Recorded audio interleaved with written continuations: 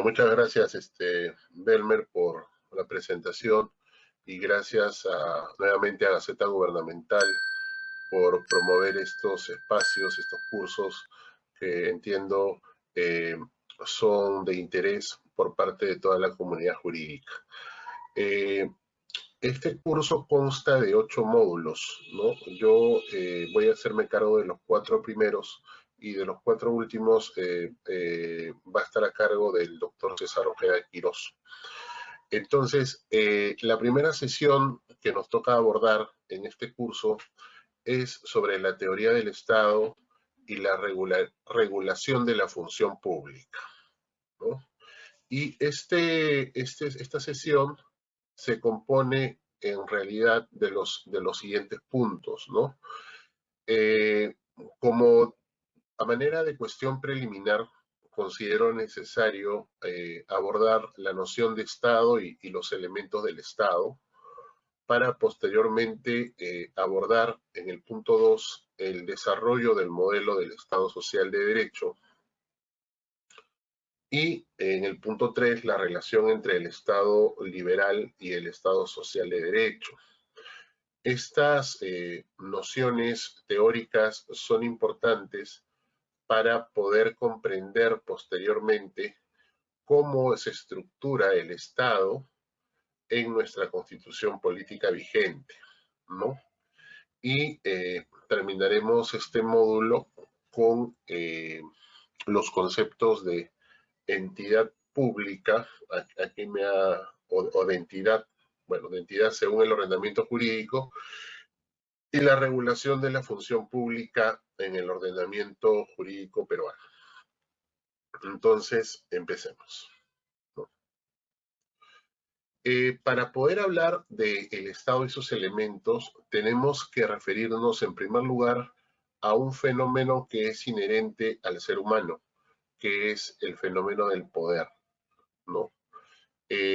A lo largo de toda la historia, el ser humano ha buscado ejercer este poder de diferentes formas, desde un poder basado, por ejemplo, en el carisma, un poder basado de repente en la persona más anciana de la comunidad, y también un poder basado en las normas o las reglas, y un poder basado incluso en la fuerza física.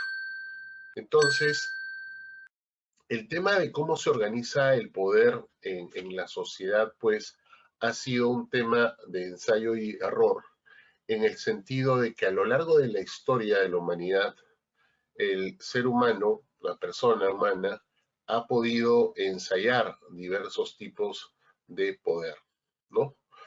Y se llega a la noción de Estado como la forma superior y más poderosa de organizar el poder dentro de una sociedad, dentro de una colectividad, ¿no? Entonces, es importante, un momentito por favor, estoy tratando de, ¿no? Es la forma superior y más poderosa de organizar el poder dentro de una sociedad. Lo podemos definir el Estado como la colectividad humana organizada políticamente sobre un territorio y que está sometido a una autoridad que se ejerce a través de órganos con una finalidad que es el bien común y que su soberanía es reconocida por otros estados, ¿no? Es importante mencionar estas características porque entiendo, la que presenta una radiografía, si cabe la expresión, más completa de lo que es el Estado, ¿no? El Estado implica una forma de organizar el poder dentro de la sociedad, y no hay que confundir las nociones de Estado y sociedad necesariamente, no son las mismas nociones, ¿no? La noción de Estado alude a una colectividad humana organizada políticamente y asentada además sobre un territorio.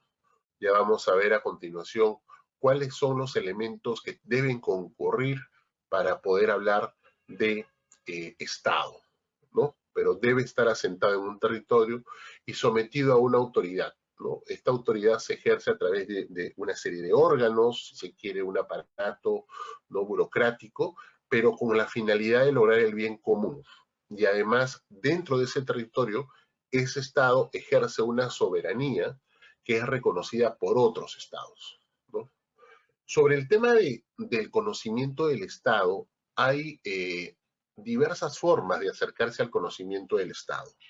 Sin embargo, la, la ciencia política o la sociología política ha podido advertir hasta tres formas de acercarse al conocimiento del Estado, ¿no? Porque el Estado, como sabemos, no es algo material. Nosotros tomamos conocimiento de la existencia del Estado a través de sus manifestaciones. Entonces podríamos mencionar también que el Estado es una idea, ¿no? Eh, y que el conocimiento integral de este Estado se tiene que hacer o se debería hacer a partir de estas tres disciplinas, ¿no? O ramas del conocimiento. En primer lugar, la teoría del Estado. La teoría del Estado va a estudiar las ideas políticas, ¿no? Es decir, estas nociones, por ejemplo, de poder político, de legitimidad en el uso del poder, estos conceptos de soberanía, estos conceptos de bien común, son abordados desde la teoría del Estado, es decir, abordar el Estado desde un ámbito filosófico, ¿no? Pero no es la única forma de conocer el Estado. La otra forma de conocer el Estado es desde una perspectiva jurídica. Y es ahí donde nos encontramos con el derecho constitucional. El derecho constitucional entonces estudia las instituciones políticas, ¿no? A las que se les reconoce una formalidad. Por ejemplo, esta noción, pues, que uno recoge de cómo se estructura el poder del Estado en poder ejecutivo, poder legislativo y poder judicial, son nociones que están recogidas en una constitución, ¿no?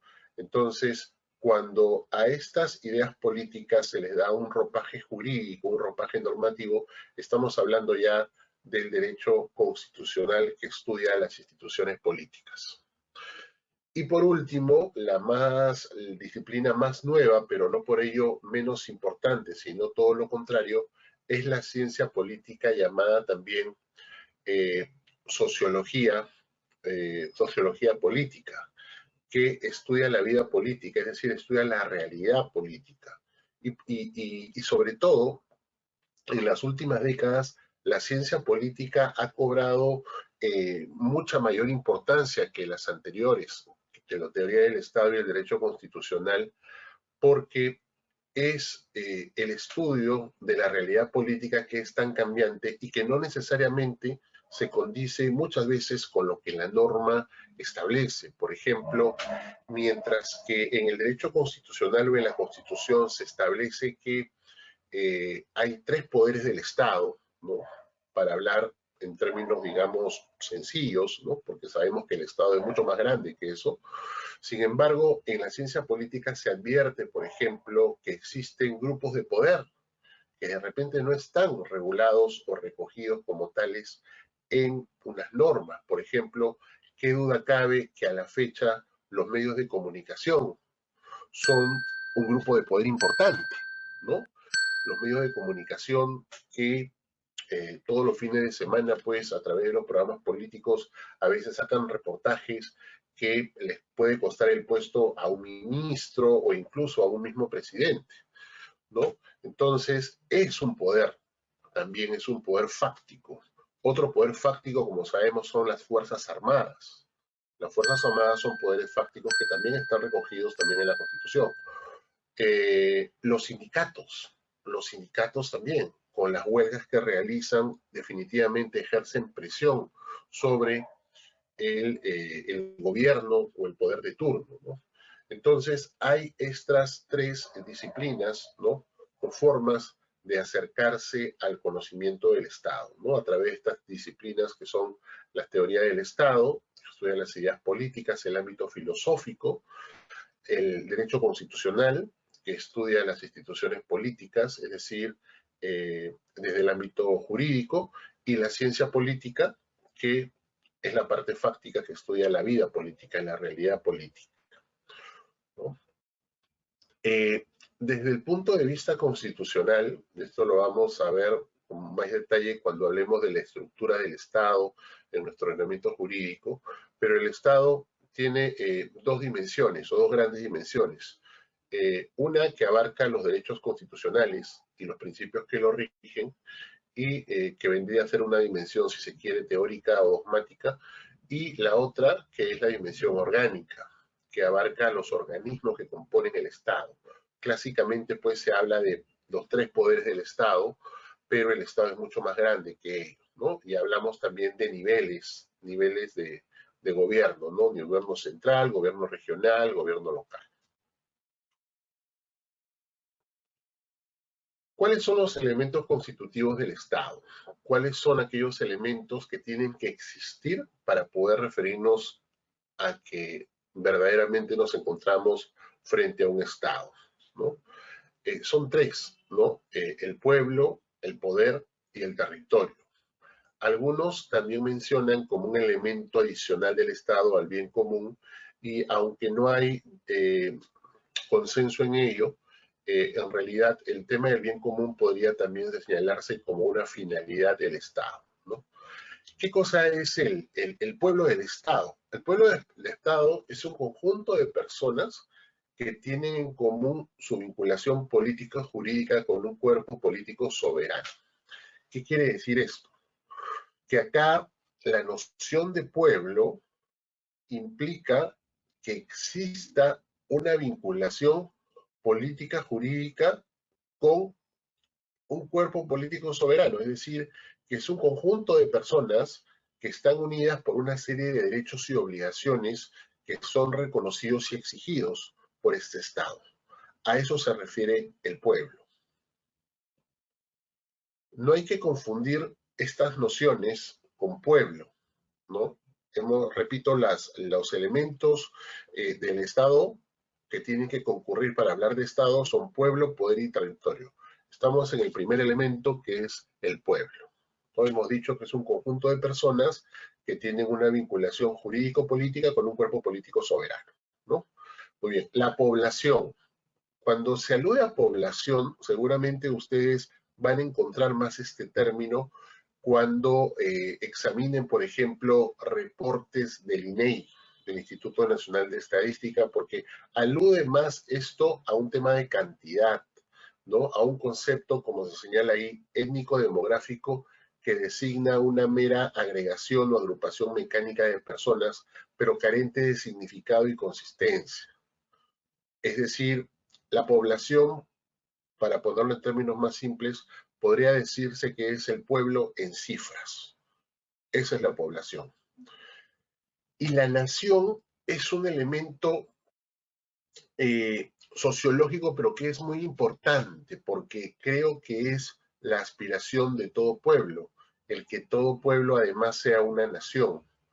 La nación alude al pueblo unido y además vinculado no solamente por un tema jurídico-político, sino también por factores histórico-culturales, heredados, ¿no es cierto?, de generación en generación, o por razones políticos sociales de forjar un destino común y mantener una continuidad gregaria, o sea, mantenerse juntos. La pregunta que siempre se hace en el caso peruano es si nos encontramos o no frente a una nación peruana. Sabemos que el pueblo peruano existe, pero ¿existe la nación? ¿Existe realmente una identidad nacional en el Perú? Esa es una pregunta que hasta ahora creo que no hay unanimidad o hay consenso en la respuesta, ¿no? Para algunos solamente somos un pueblo, para algunos somos pueblo y nación además, para otros todavía el Perú no es una nación, o es una nación en construcción, ¿no? Y por último, el término patria, que se refiere al amor al suelo donde uno ha nacido y a sus tradiciones, ¿no? es una noción más cívica, el tema de patria. Segundo elemento para poder identificar al Estado, primero pueblo, segundo poder, ¿no? Hemos dicho que el poder es un fenómeno inherente a la naturaleza humana que se podría resumir en la capacidad de poder condicionar, la capacidad de condicionar la conducta de los demás, ¿no? Este poder, pues, para condicionar la conducta de los demás, puede manifestarse o puede ejercerse de diferentes formas, ¿no? Hay, por ejemplo, periodistas que pueden ejercer un tipo de poder, definitivamente, ¿no? Hay un presidente o una presidenta en un país que puede ejercer un poder también que está más vinculado a las funciones, ¿no? O a la investidura que se le ha dado a través de una constitución. Hay un poder basado en el carisma, ¿no? Entonces, el poder como tal es un fenómeno inherente a la naturaleza humana y en virtud de este poder existe la capacidad de poder condicionar, valga la redundancia, la conducta de los demás. Ahora, el poder que nos interesa es el poder político, ¿no? O sea, es aquella facultad que está otorgada por la colectividad de los representantes de su propio Estado para que estos obren eh, por, a nombre y por cuenta de aquella sobre una base de legitimidad. A eso se refiere. A ver. La legitimidad, a ver, un segundito. Ahí, ahora sí. Quería ver aquí si se puede mover esto para poder ver bien la pantalla. Un ratito. A ver, bueno. Ahí, así, ¿no? Ya. La legitimidad es otra noción que también se maneja dentro del Estado como aquella condición sobre la cual se ejerce el poder político, ¿no? El poder político, para ser un poder válido, ¿no? Tiene que ser un poder legítimo. Es decir, este poder que se ejerce en sociedad sobre una determinada comunidad de personas asentada en un territorio, no es un poder incondicional, es un poder que está sujeto a condiciones. El cumplimiento de esas condiciones van a determinar la legitimidad o no de aquel que ejerce ese poder.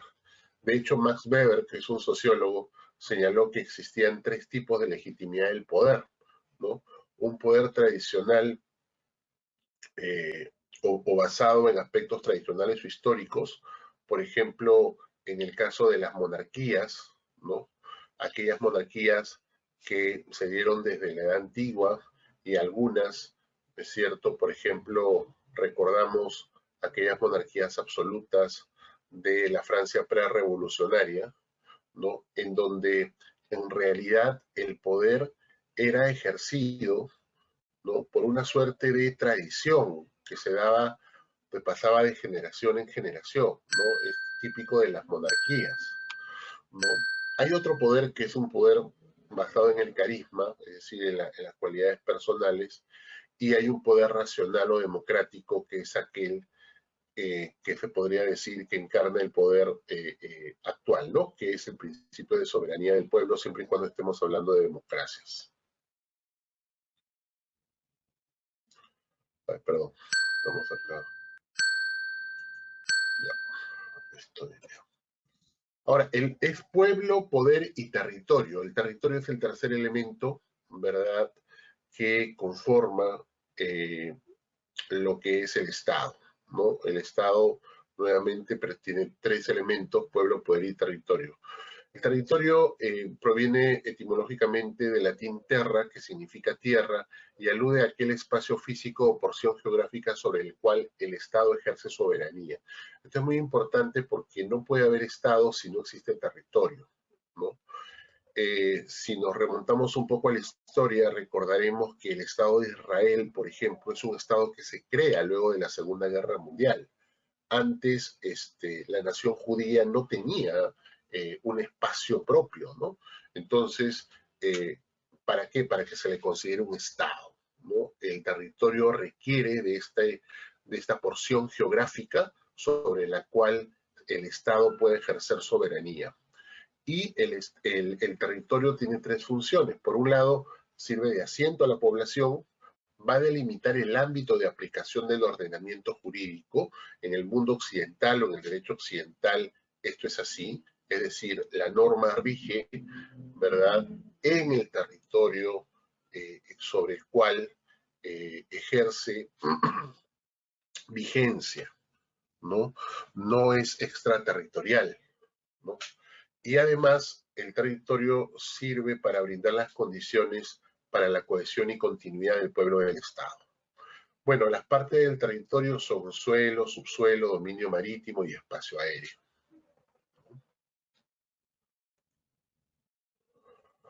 Bien, esto más o menos son cuestiones, digamos, preliminares para poder entender lo que viene a continuación, que es el desarrollo del modelo de Estado social, ¿no?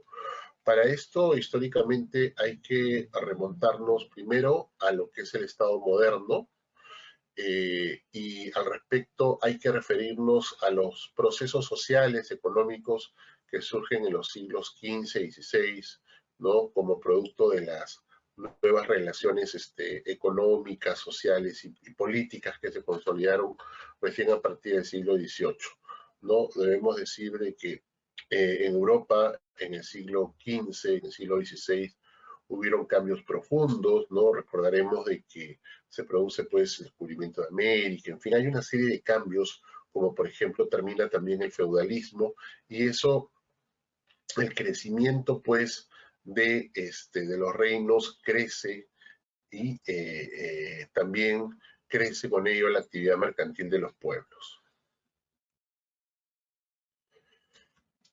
Y nace en consecuencia una exigencia de cambio en todo orden de cosas, ¿no? El surgimiento de un nuevo tipo de Estado, ya no un Estado tal vez absolutista, sino un Estado que también proteja el individualismo de cada persona, ¿no? Uno de los primeros ideólogos que es muy conocido es Nicolás Maquiavelo, ¿no? En su obra El Príncipe, él introduce el término Estado, y esta es una obra clásica en la que Maquiavelo recomienda o da algunos consejos a un príncipe sobre cómo debe manejar su reino, ¿no? Por ejemplo, algo que es muy conocido es esta frase de el fin justifica los medios, ¿no? Aludiendo pues a que es importante que el príncipe o rey retenga el poder, ¿no? Y por eso también señala que más le vale al príncipe ser temido que ser amado, ¿no? Y también tenemos en el siglo XVII a John Locke, que señala que antes de la sociedad civil existió una sociedad natural de hombres libres que estaban regidos por el derecho natural superior al derecho civil, ¿no? Entonces, es ahí cuando empieza a gestarse, pues, algunas ideas del Estado moderno. El perfil que finalmente asume el Estado es vamos a decir, el Estado liberal, ¿no? Que la característica fundamental de este Estado es el individualismo, ¿no? Que se consolidó con las grandes revoluciones, la Revolución Francesa de 1789 y también la norteamericana, con la independencia de los Estados Unidos. Estos movimientos sociales, estas revoluciones, pues trajeron como consecuencia el enarbolamiento de una serie de valores o principios que eran básicos en el liberalismo, ¿no? La libertad y el Estado como un instrumento para hacer efectiva dicha libertad.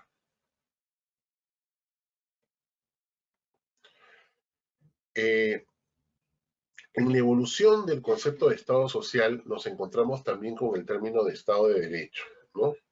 Esta construcción lingüística de Estado de Derecho, si bien es cierto, tiene un origen alemán, hay que señalar que lo que nos dice es que este Estado tiene que estar subordinado a el derecho, a las normas, ¿no? Es el Estado que surge en oposición al Estado absolutista, ¿no? Y el derecho viene a constituir un límite a este poder del Estado, ¿no? Ahí surgen pues los principios del liberalismo ideológico, como la libertad, la seguridad, la propiedad privada, la soberanía popular y la separación de las funciones supremas del Estado.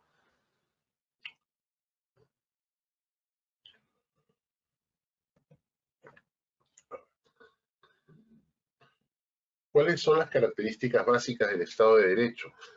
El Estado viene a ser una comunidad al servicio del interés común de todos los individuos. Hay los objetivos y las tareas del Estado están limitados a la libertad y la seguridad de la persona y de la propiedad privada. El Estado está organizado y regulado según principios racionales. Es de acuerdo a este modelo de Estado, de este Estado de Derecho moderno, en realidad se busca que el Estado simplemente proteja la libertad y brinde seguridad a las personas, a todas las personas y la propiedad privada. Y también hay una serie de principios que aparecen, que es el principio, por ejemplo, de la soberanía popular, la democracia y la separación de funciones supremas como garantía de la libertad.